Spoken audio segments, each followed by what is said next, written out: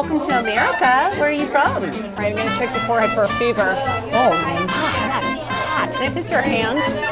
Oh, I'm sorry, sir. You're sick as a dog. Can you please go to the corner and quarantine for me? Let me see what your diagnosis is today. Coughing. Is your cough improved? Okay. Welcome to the United States. Head over to the medical tent. We are immigrating to Ellis Island because we've been learning about Ellis Island. We are very excited to do this activity, and our teachers wanted us to feel through what the immigrants did back in the 1800s. I am from Frankfurt, Germany. I'm coming here because I went here before, and I just really liked it, so I decided to come and live here. I'm from Greece, and I had to go through medical and checkpoints and everything. And the line's very long. I came from Italy. And I came from Italy too.